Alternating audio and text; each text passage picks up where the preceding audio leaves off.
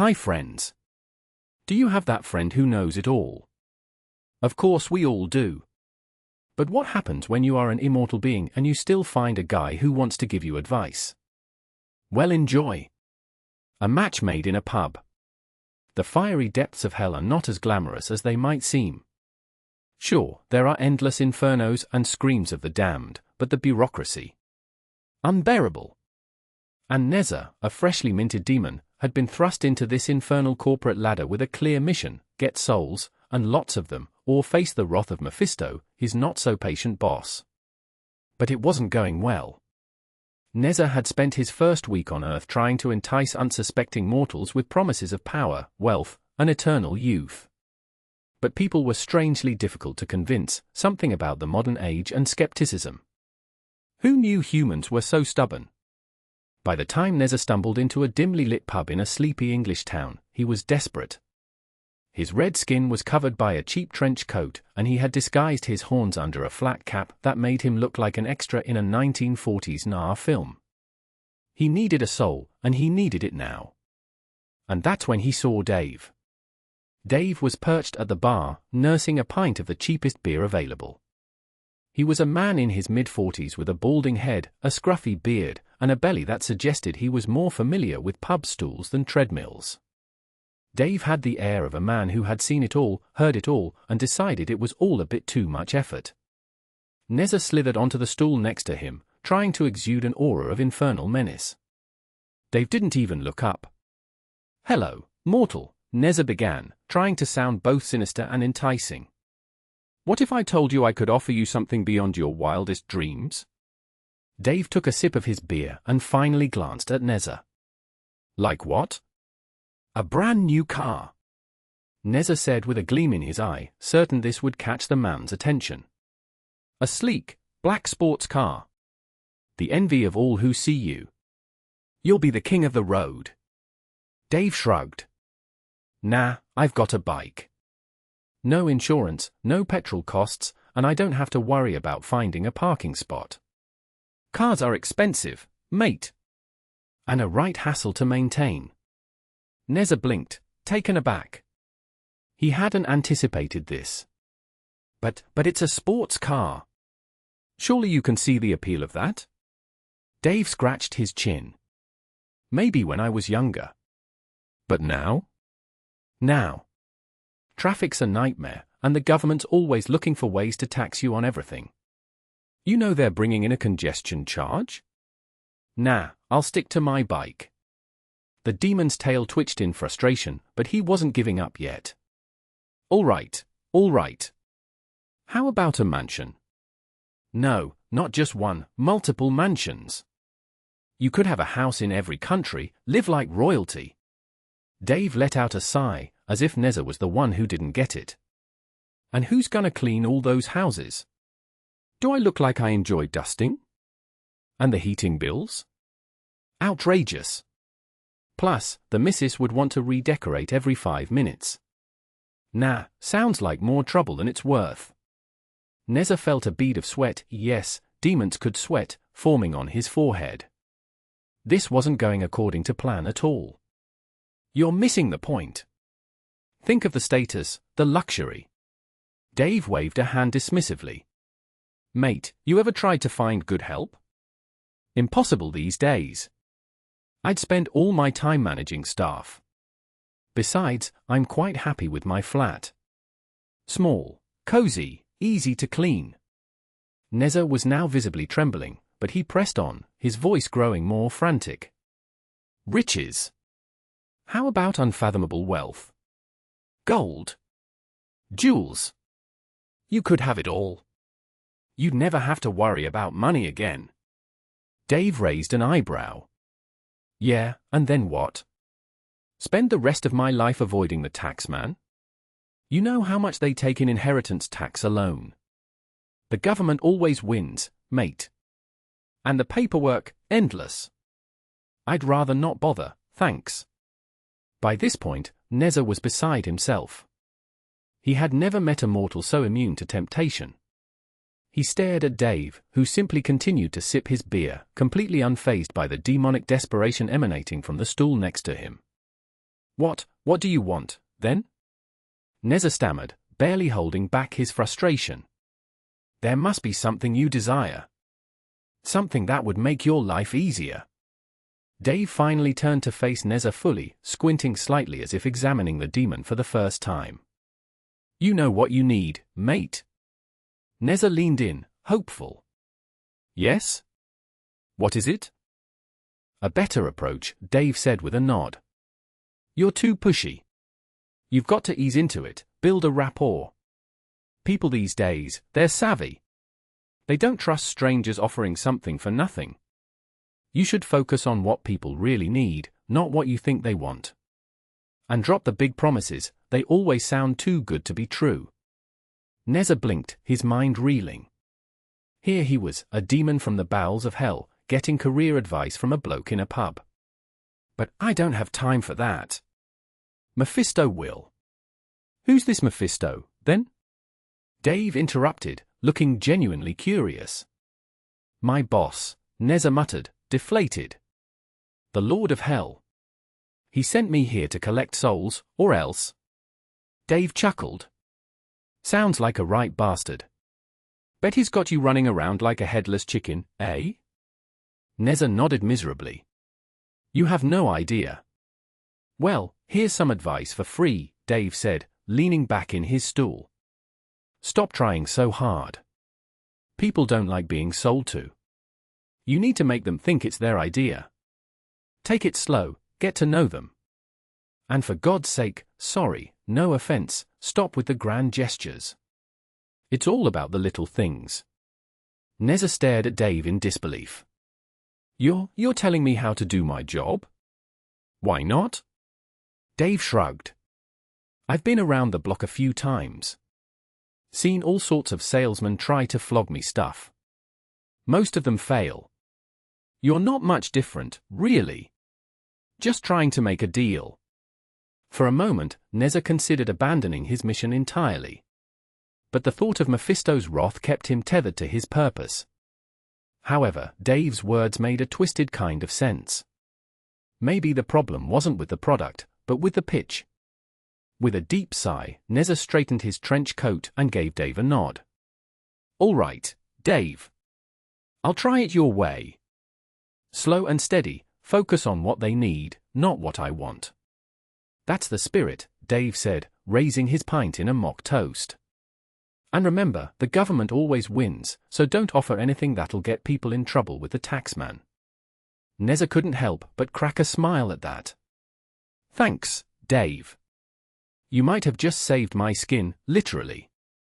Dave smiled back, and for the first time in a long while, he looked genuinely pleased. No worries, mate. Now, about that beer. You're buying, right? Nezzer laughed, a sound that was both unsettling and strangely comforting. Yeah, why not? Consider it a token of my gratitude. As they clinked their glasses, Nezzer couldn't help but think that maybe, just maybe, there was hope for him yet. And if not, well, at least he'd learned a thing or two about the human condition. Who would have thought that his best teacher would be a guy like Dave, sitting in a pub, knowing it all and doing nothing about it? As they drank, Nezzer started jotting down ideas in his mind for his next pitch. Maybe the soul-collecting business wasn't so hopeless after all, he just needed to approach it like Dave, with a beer in hand, a laid-back attitude, and the understanding that, in the end, the government always wins. And so, the demon and the know-it-all spent the evening together, two unlikely companions in a world that neither fully understood, but both had a lot to say about.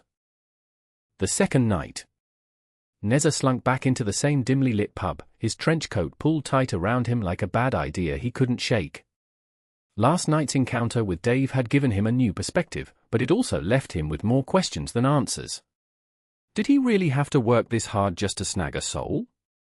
Back in hell, it seemed so straightforward, offer something shiny, get a soul in return, repeat.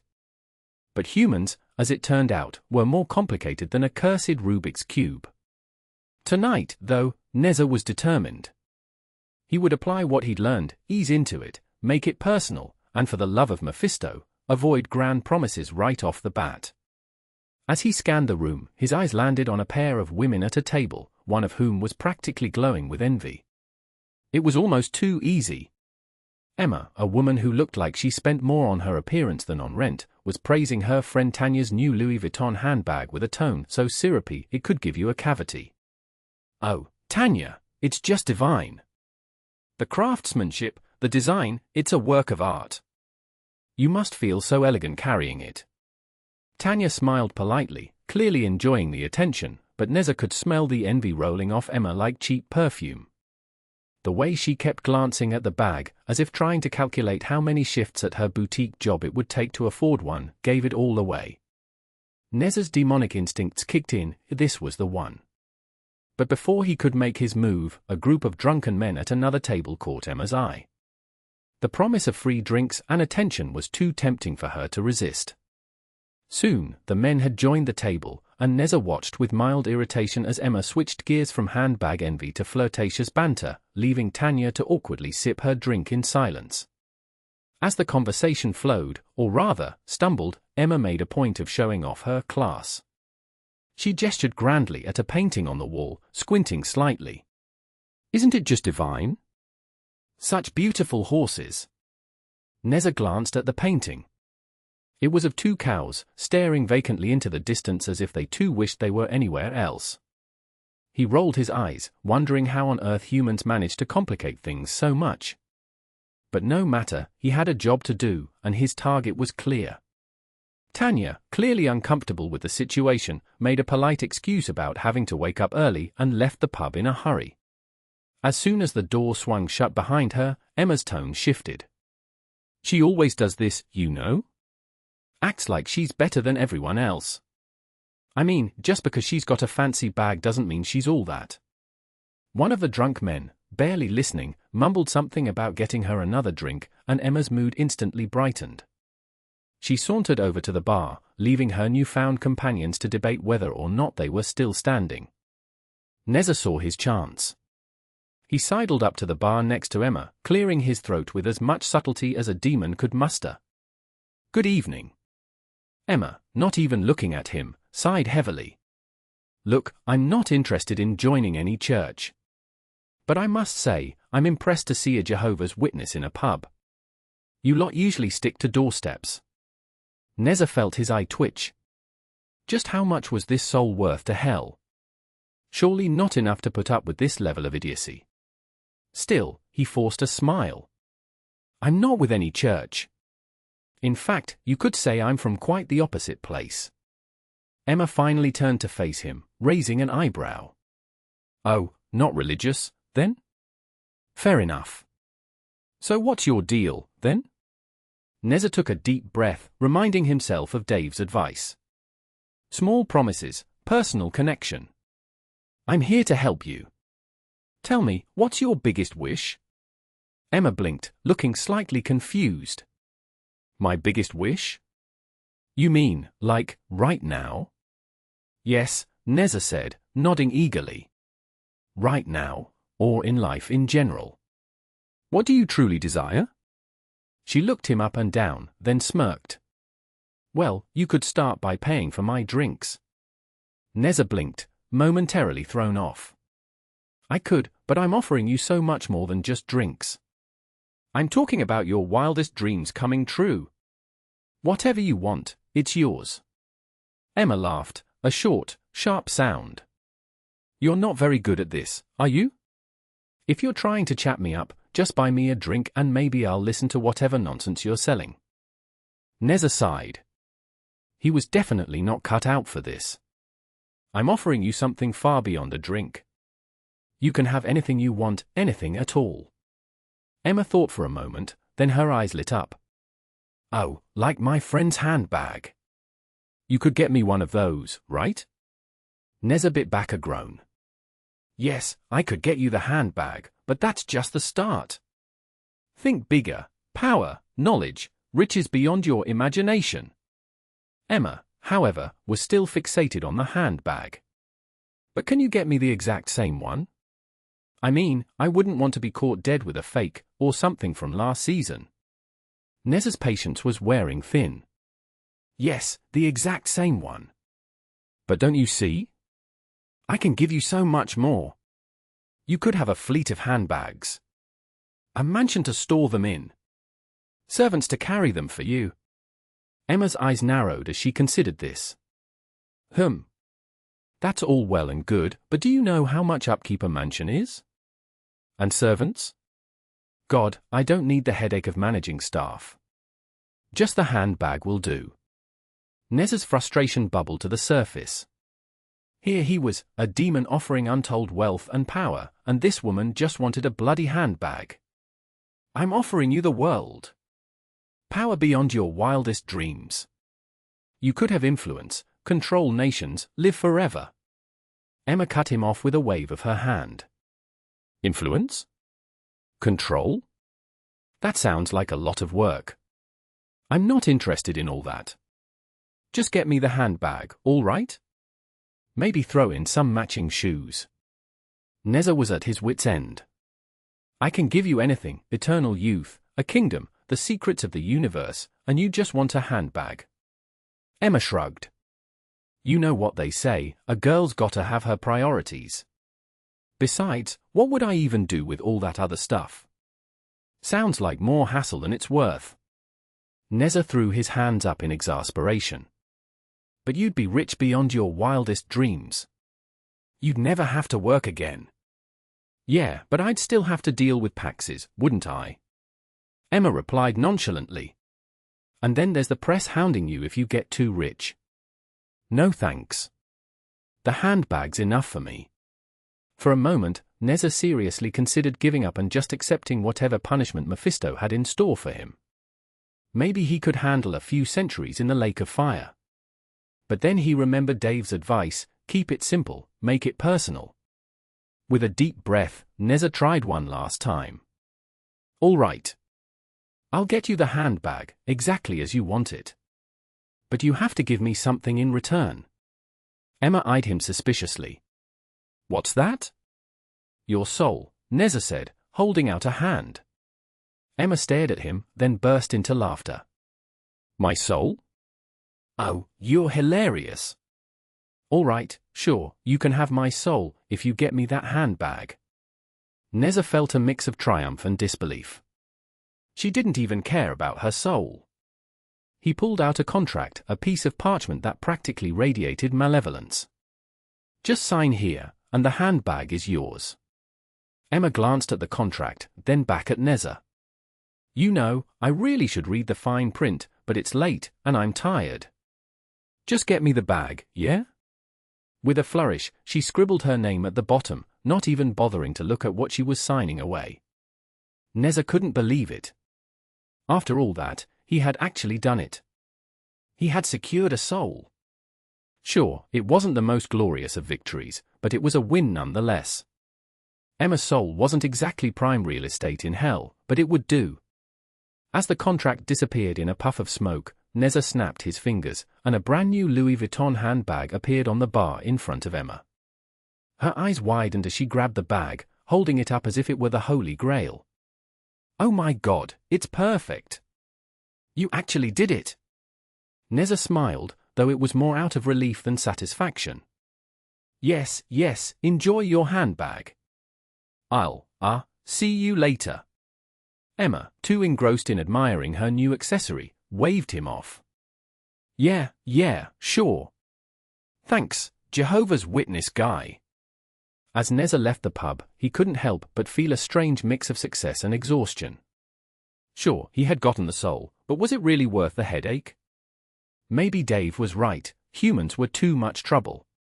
But then again, a win was a win, even if it was just for a handbag. As he walked down the dark street, Nezzer found himself chuckling. The absurdity of it all was almost too much. Maybe he was getting the hang of this human thing after all. Or maybe, just maybe, hell really wasn't so bad compared to dealing with these mortals. One thing was for sure, he was definitely going to need a drink before his next assignment.